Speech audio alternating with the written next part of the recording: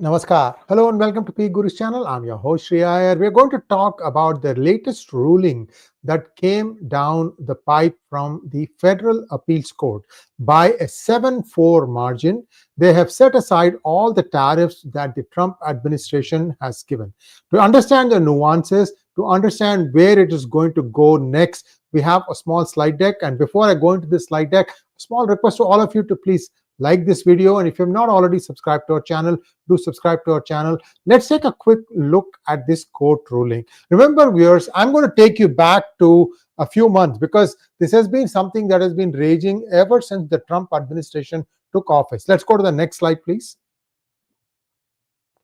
So what happened was the United States Court of Appeals for the Federal Circuit. So what happens is a lower court rules one way, you can appeal it, it goes to the appeals court. Now the appeals court has ruled in a certain way, which is, I think, siding with the lower court. Now the Trump administration has some options. Let's take a quick look at what really happened. See, sometimes what happens is you pass a law or you pass an order based on a certain provision available in the Constitution. Sometimes that provision may not cover you, and you may have succeeded if you had used a different provision in the Constitution to pass the order. Is that what happened here? Let's take a quick look. So the court held that imposing tariffs under the International Emergency Economic Powers Act is not applicable. So essentially what the court is saying is that today the United States is not, in its opinion, that United States is not under an emergency, and therefore the court, the administration should not have imposed these tariffs because it is quoting the IEEPA, International Emergency Economic Powers Act. Now you may ask me a question: are there other things, other provisions in the US Constitution that perhaps the Trump administration could have used? Yeah, there are some options. I'm going to take a look at all these things. So what has happened now? This is August, right? In May, the Court of International Trade in New York said the same thing, and now the appeals court above that has agreed with the International Court, Court of International Trade in New York. Next slide, please. So what means is that while the tariffs has been ruled illegal, they have not actually stopped. There's no stay order on the collection of tariffs. The Trump administration has up until October, which is close to 8 weeks, to make up its mind as to what it wants to do, to accept this thing or go to the next upper level, which is the Supreme Court of the United States, under which they can again appeal this. Is that what they're going to do? We don't know. But in the meantime, the tariffs stay. That means that the Trump administration has time to appeal, and also it has time to collect all these taxes, and it will also generate revenue for them to go and support all the ongoing trade negotiations. Next one, please.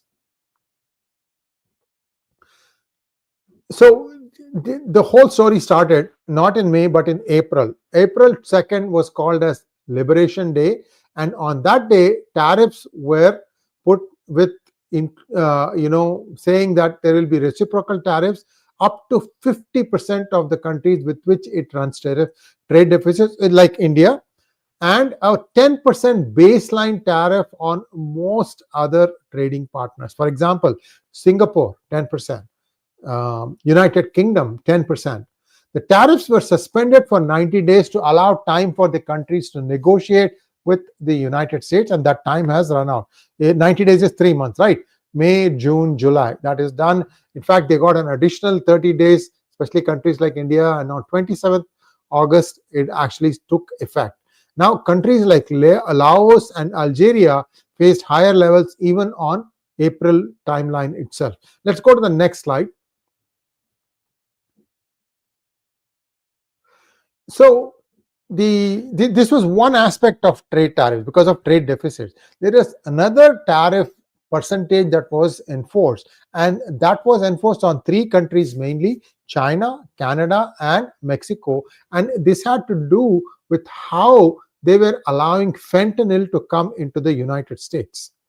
And this move was completely aimed at pressuring these countries to curb the flow of fentanyl. And these were 25% each, if I remember correctly, on all three countries. It could have been 30%. I don't know. And as of today, I don't know what the status is. Suddenly, it's as if the Trump administration has forgotten about this fentanyl crisis. It still is there. There are some other things that are happening. For example, Mexico is not happy that US troops are moving into Mexico to try and curb this thing, to try and arrest the cartels. Something is going on there. But as far as the tariff based on fentanyl movement, that part is still not updated. I don't have the latest data. Let's take a quick look at.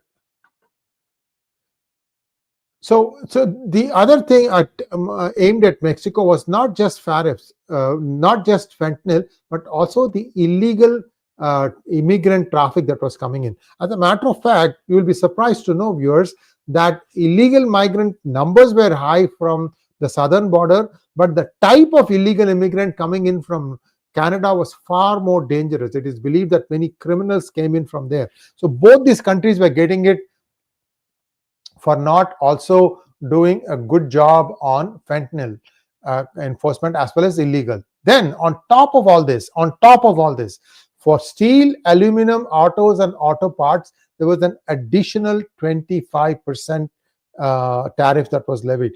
I mean, once you start looking at this becomes a story that very hard to keep up. So this was imposed under Section 232 of the Trade Expansion Act. It's a separate statute. So the steel, aluminum tariffs, those will not be ruled under this particular decision that the appeals court has done, because the appeals court is very specific. Whatever the Trump administration levied under IEEPA, those are the ones that it has struck down. Next one, please. Yeah, it is a little complicated because at the end of the day, each country has to figure out how much is it that it's going to have to pay as tariffs. Then, why did the court rule against the Trump tariffs?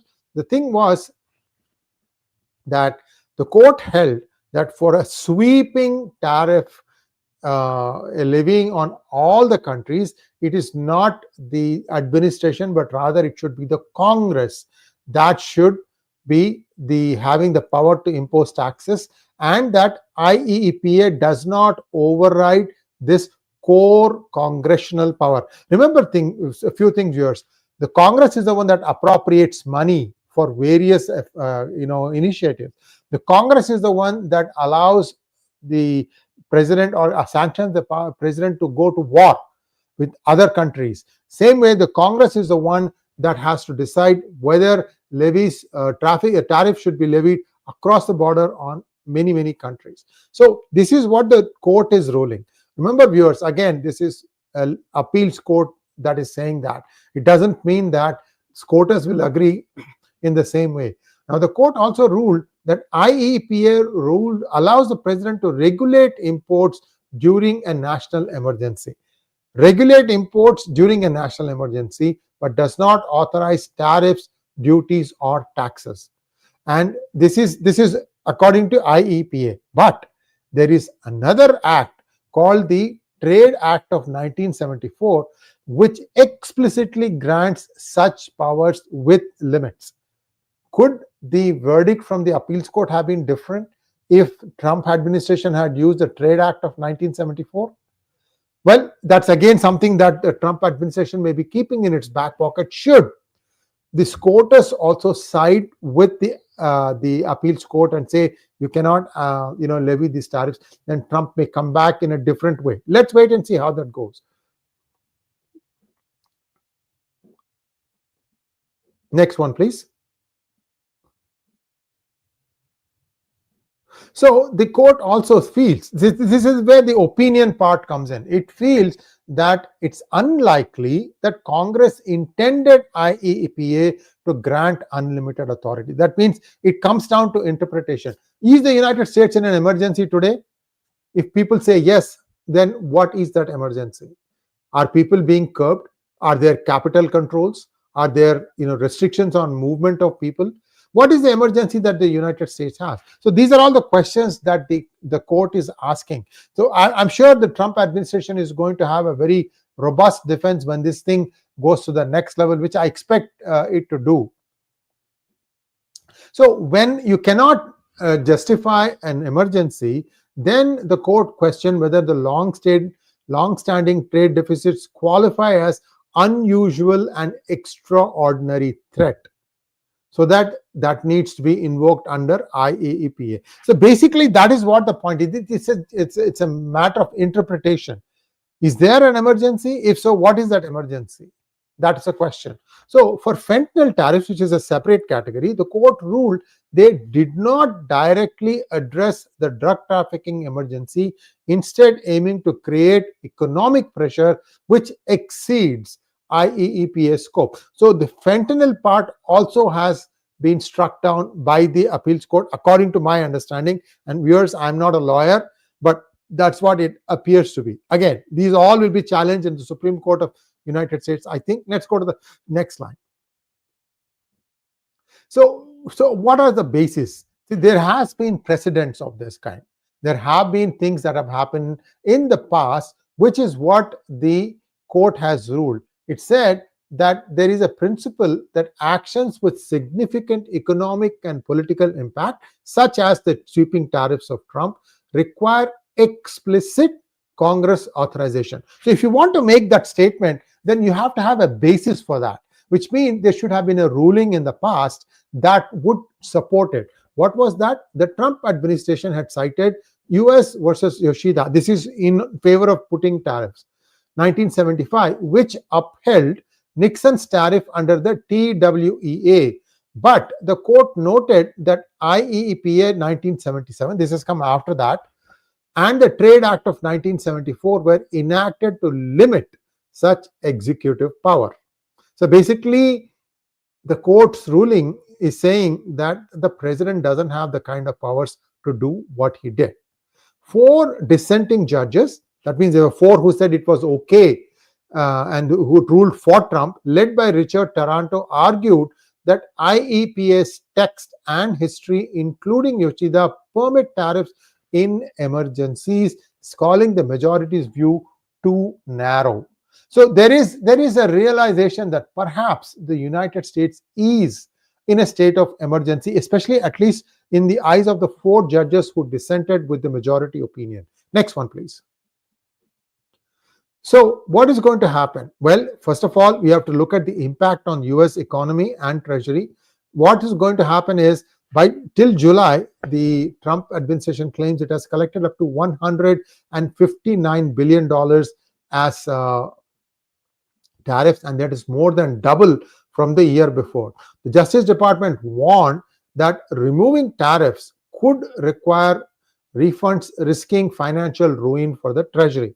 I mean, if your ruling comes and says, no, you have to return back the $159 billion, that could put a big hole in the Treasury.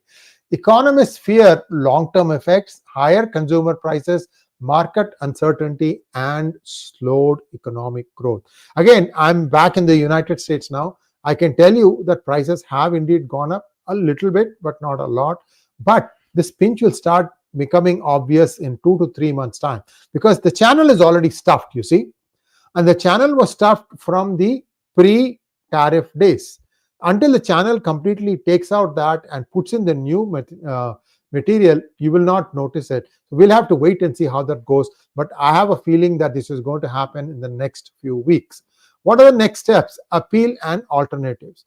Trump vowed to take it to the Supreme Court of the United States, calling the ruling, if allowed to stand, this decision would literally destroy the United States of America. Now, there are other legal alternatives available, like, for example, using the Trade Act of 1974, which permits tariffs of up to 15%, not the numbers like 15, not 50, for 150 days, but with limited scope, and the Section 232 of the Trade Expansion Act of 1962, which allows tariffs on national security grounds, but requires a Commerce Department investigation, which means it would have to be done on a case-by-case basis and a country-by-country basis. Next. So, right now, there could be another thing that's going on. What happens if the SCOTUS also, strikes down the tariffs? It is believed that the Trump administration is preparing a plan B, using these statutes to keep tariffs in place if the Supreme Court blocks IEEPA use. That's where things stand. If I have any questions, I'd like to take them now. So the broad, okay, I'm sorry, there's one more slide. Broader implication: the ruling weakens the president's ability to use emergency powers for trade. I mean, this is like he's trying to aim for the moon, and he's thinking that even if I get to a tall building, that is fine. The decision strengthens Congress's role in tariff setting and restores a balance of power.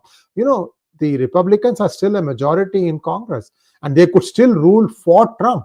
And this whole thing could again still be very much in effect. And that is something that the Trump administration could also be doing. They can call the Congress and say, okay, go and rule on this. This could alter US trade negotiations, as foreign government may resist Trump's leverage or seek to renegotiate deals. So a lot of stuff still possible. We'll have to wait and see. The SCO meet is right now what everybody is looking at as to what the three big countries, Russia, India, and China, decide. So it's an interesting time to be in. We'll give you the update because this is not the last word on this matter. We'll come back to give you updates. Let's take a few questions now, please. Question: why Mr. Trump bypassed the procedure and jurisdiction? He wanted to get things done in a hurry. See, this is something that is pretty common. In the first term, the deep state got in and they completely blocked Trump from doing anything meaningful. So this time he's trying a different tack, giving them a lot of stuff so they don't have time to adjust or counter those things. Next one, please. Neelakanta Naresh wants to know, how will the commodities and stock market start reacting if all countries do not budge? Your view, 𝗠𝗍. What is going to happen is the stock market still feels that the economy in the United States is doing well. The stock market will react once the Fed decides to cut rates. Then it will start falling. That's my take. Next one. Because that is an admission by the Fed that there is indeed a recession. Next one is Ruben wants to know, more and more Indians are asking why the Indian diaspora and US are generally keeping quiet over this tariff issue, especially the CEOs of various tech companies who all were hero worshipped here. What do you think they can do? Honestly, these are the laws of the land. You have elected a president, and the president sees that this is the path for US to become great again. I mean, you have 3 more years to, before you change your mind. Of course, you could vote out the Republicans and give the Democrats a majority in 2026, but that's no guarantee that they are going to do a better job of it. So this is a complex issue. So I think people are just waiting to wait for the courts to rule on such things. Because once the courts rule, then the law gets settled, and then people will start saying, okay, this is not practical, this is practical. Next one, please. Milburn wants to know, who created the International Court of Appeals? Who elected them? That's a good question. It has been around for a long time. We'll have to go back and take a look at it. Next one.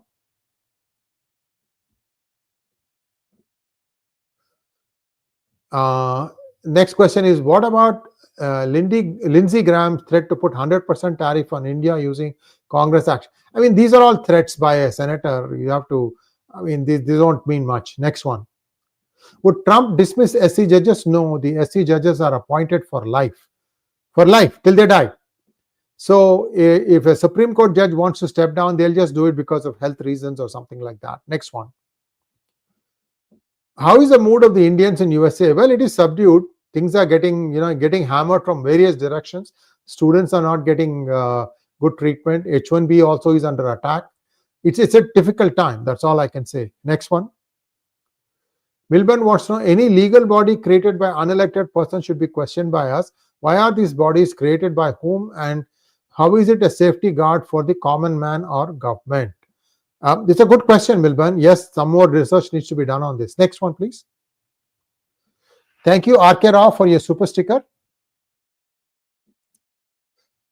And that brings us to a close of today's session. I wanted to keep it short because you can reflect on all the different things that are possible. This is not the last word. Still more things are happening.